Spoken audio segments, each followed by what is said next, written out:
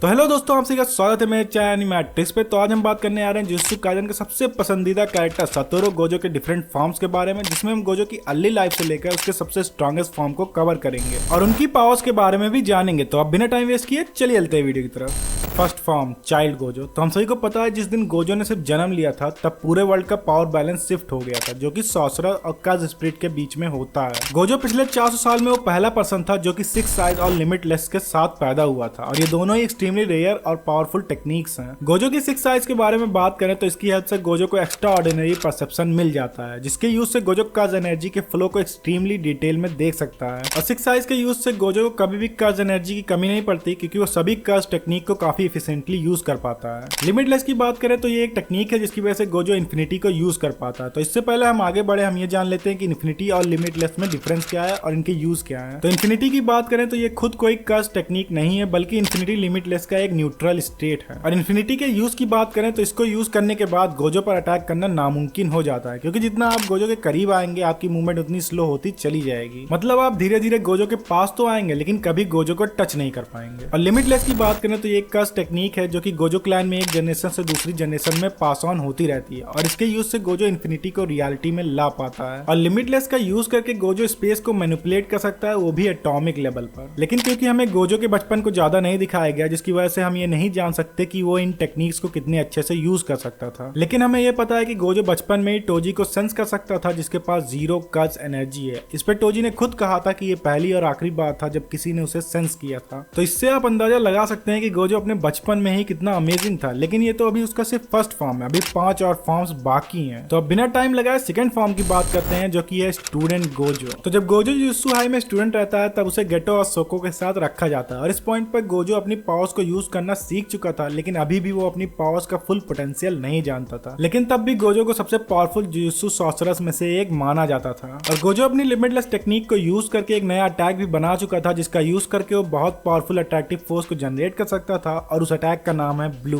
लेकिन क्योंकि गोजो अभी काफी यंग था, जिसकी वजह से उसके पास एक्सपीरियंस की कमी थी, जो कि हमें उसके और टोजी के बीच हुई फाइट में देखने को भी मिलती है, जिसमें टोजी गोजो के पीछे आकर अपनी स्वॉर्ड को गोजो के आर पार कर देता है और गोजो उसे सेंस भी नहीं कर पाता। और इसके बाद टोजी गोजो को बहुत बुरी तरह मारता है, आई मीन लिटरली बहुत बुरी तरह। टोजी गोजो के गले को चीर देता है, उस पर बहुत सारे ब्रूटल अटैक्स करता है, और गोजो अपना पूरा एफर्ट लगाने के बाद भी कुछ नहीं कर पाता। लेकिन ये फाइट गोजो के लिए फायदेमंद साबित होती है, क्योंकि इस फाइट के बाद गोजो अपनी लिमिट को सरपास करके और पावरफुल हो जाता है, जिससे हमें गोजो का नेक्स्ट फॉर्म देखने को मिलता है, जो कि है अवेकेंड गोजो। तो टोजी से फाइट करने के बाद गोजो बहुत बुरी तरह घायल हो गया था और लगभग मरने वाला था, लेकिन तभी गोजो अपनी सारी एनर्जी को रिवर्स कस्ट टेक्निक पे फोकस कर देता है। तो जिनको नहीं पता उनको मैं बता दूं कि रिवर्स कस्ट टेक्निक एक बहुत ही कॉम्प्लेक्स टेक्निक है, जिसमें यूजर कस्ड एनर्जी को पॉजिटिव एनर्जी में कन्वर्ट करके खुद को हील कर सकता है। तो इस टेक्निक की वजह से गोजो पहले से बहुत ज्यादा पावरफुल हो जाता है और खुद को पूरी तरह हील करके दोबारा टोजी से फाइट करने जाता है। तो इस फॉर्म में गोजो टोजी से बहुत ज्यादा पावरफुल हो चुका था, और यह हमें इस फाइट में देखने को भी मिलता है, क्योंकि टोजी गोजो पर बहुत सारे अटैक्स करता है, लेकिन गोजो बहुत आसानी से उन अटैक्स को डॉज कर लेता है, वो भी बिना ज्यादा एफर्ट्स लगाए। और हीलिंग एबिलिटी के अलावा गोजो इस फॉर्म में अपनी रिवर्स कज एनर्जी को अपनी लिमिटलेस ब्लू टेक्निक के साथ कंबाइन करके एक नई टेक्निक को बनाता है, जो कि है रिवर्सल रेड, जिसके यूज से गोजो बहुत पावरफुल रिपल्सिव फोर्स को जनरेट कर सकता है, और ये ब्लू से 2 गुना ज्यादा पावरफुल टेक्निक है। तो जब गोजो रिवर्सल रेड को यूज करता है तब टोजी पूरी तरह शॉक्ड रह जाता है, और इससे उसे बहुत ज्यादा डैमेज भी होता है। और टोजी गोजो को एक मॉन्स्टर भी बोलता है, ऑफ कोर्स, क्योंकि वो बहुत ज्यादा पावरफुल हो चुका था, और इस पॉइंट पे गोजो को रोकना लगभग नामुमकिन था। और ये बात गोजो की इस स्टेटमेंट से क्लियर भी हो जाती है। Throughout heaven and earth,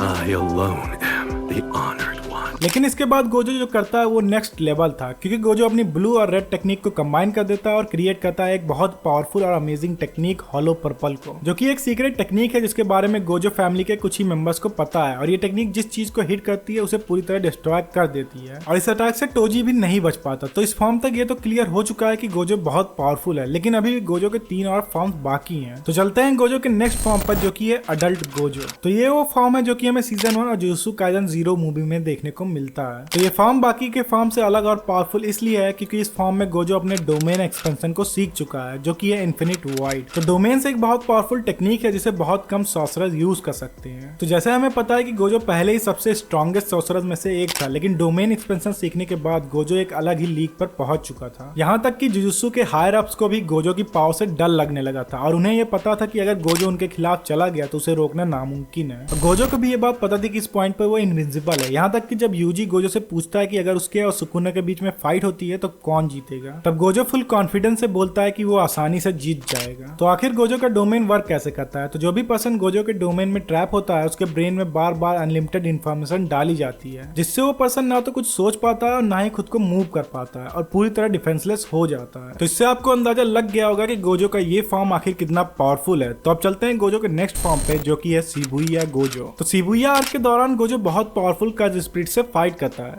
जो कि गोजो के लिए बहुत बड़ी बात नहीं है, लेकिन वो एक ऐसी सिचुएशन में होता है जिसकी वजह से उसके लिए फाइट करना बहुत मुश्किल हो जाता है, क्योंकि वो बहुत सारे सिविलियंस के बीच में फंसा हुआ होता है और इसलिए वो अपना डोमेन एक्टिवेट नहीं कर सकता था। इसके बावजूद भी गोजो उन स्पिरिट से फाइट कर रहा था और उनसे आसानी से जीत भी रहा था। लेकिन गोजो को यह पता था कि वो इस तरह इस फाइट को कंटिन्यू नहीं रख सकता, क्योंकि जब तक वो इन सबको मारेगा तब तक बहुत से लोगों की जान जा चुकी होगी। और तब गोजो कुछ ऐसा करता है जो कि बिल्कुल अनएक्सपेक्टेड और नामुमकिन था। गोजो अपने डोमेन को 0.2 सेकंड के लिए ओपन करता है और अपने आसपास के सभी लोगों को अनकॉन्शियस कर देता है, और उसने ये भी कैलकुलेट कर लिया था कि इससे किसी की जान नहीं जाएगी और किसी को भी लॉन्ग टर्म में कोई भी साइड इफेक्ट नहीं होगा। लेकिन इसकी वजह से जो पावरफुल कर्जर्स हैं वो सिर्फ कुछ मिनट के लिए ही अनकॉन्शियस हो पाएंगे, लेकिन इतना कम टाइम भी गोजो के लिए काफी था उन सभी कर्जर्स को मारने के लिए। गोजो ने सिर्फ 5 मिनट में 1000 से भी ऊपर ट्रांसफिगर्ड ह्यूमंस को मारा था और सबकी जान बचाई थी। और ये बात नोट करने वाली है कि गोजो ने उन्हें मारने के लिए अपने मेजर अटैक जैसे ब्लू, रिवल्सर रेड और हॉलो पर्पल को यूज नहीं किया था, उसने उन्हें सिर्फ अपने हाथों से मारा था, क्योंकि अगर वो इन अटैक्स को यूज करता तो बहुत सारे सिविलियंस की जान चली जाती। तो भले इस फॉर्म में गोजो कोई नई पावर नहीं अनलॉक करता, लेकिन इस फॉर्म में गोजो अपनी सभी एबिलिटीज को फर्दर इनहेंस करके एक नए लेवल पे पहुंचा देता है। तो इस इंसिडेंट के कुछ ही देर बाद केंजाकू गोजो को प्रिजन रेल्म में कैद कर देता है, और जब गोजो प्रिजन रेल्म से बाहर आता है तब वो अपनी लाइफ की सबसे मुश्किल फाइट करता है सुकुना के साथ। और इस फाइट के दौरान गोजो और पावरफुल हो जाता है और हमें देखने को मिलता है गोजो का फाइनल और अब तक का सबसे पावरफुल फॉर्म अनसील्ड गोजो। तो प्रिजन रेल्म से बाहर आने के बाद गोजो और सुकुना एक डेट डिसाइड करते हैं जिस दिन ये दोनों फाइट करेंगे, 24 दिसंबर। तो जैसा कि हम सभी को पता है कि गोजो का हॉलो पर्पल कितना पावरफुल है, लेकिन इस फाइट में गोजो अपने इस अटैक को एक नेक्स्ट लेवल पे पहुंचा देता है। तो इस फाइट से पहले उट्साइमा अपनी इनेट टेक्निक का यूज गोजो पर करती है। तो उट्साइमा की इनेट टेक्निक किसी भी सॉर्सरर की कर्ज एनर्जी को कुछ समय के लिए बढ़ा देती है। तो इसकी हेल्प से गोजो अपने हॉलो पर्पल अटैक को नॉर्मल से 200% ज्यादा पावर पर यूज कर पाता है। और जैसे जैसे इनकी फाइट आगे बढ़ती है दोनों अपने डोमेन्स को यूज करते हैं, मतलब malevolent shrine versus infinite void. लेकिन सुकुना का जो डोमेन था वो बाकी के डोमेन एक्सपेंशन से अलग था, क्योंकि ये कोई सेपरेट स्पेस नहीं क्रिएट करता था। मतलब सुकुना के डोमेन की एबिलिटी थी कि वो बिना बैरियर्स का डोमेन बना सकता था, जो कि गोजो के लिए एक बहुत बड़ी प्रॉब्लम थी, क्योंकि सुकुना का डोमेन गोजो के बैरियर के बाहर चला जाता था और उसे ब्रेक कर देता था, जिसकी वजह से सुकुना गोजो के ऊपर बहुत सारे ब्रूटल अटैक कर पाता था। लेकिन गोजो इसको भी टैकल करने का तरीका ढूंढ लेता है सिंपल शैडो स्टाइल डोमेन्स को बनाकर, जिससे वो खुद को बहुत जल्दी हील कर पाए और दोबारा लड़ पाए। लेकिन इसके बाद गोजो इससे भी ज्यादा अमेजिंग चीज करता है, वो अपनी रिवर्स कर्स टेक्निक को खुद को डैमेज से हील करने की बजाय उसका यूज अपनी कर्स टेक्निक को रिस्टोर करने में करता है, जिसे देखकर यूटा भी शॉक हो जाता है, क्योंकि उसने कभी सोचा भी नहीं था कि ऐसा करना पॉसिबल है। और इस फाइट के दौरान गोजो ऐसी बहुत सी चीजें करता है जो कि किसी और के लिए करना लगभग इम्पॉसिबल है, जिसकी वजह से गोजो का ये फॉर्म पिछले सभी फॉर्म से ज्यादा पावरफुल है। तो आज की वीडियो में बस इतना ही। तो अगर आपने इस वीडियो को पूरा देखा है और आपको ये वीडियो पसंद आई है तो लाइक, शेयर और चैनल को सब्सक्राइब करना ना भूलें। और आप अगला वीडियो किस टॉपिक पे देखना चाहते हैं मुझे कमेंट्स में जरूर बताएं। तब तक के लिए गुड बाय।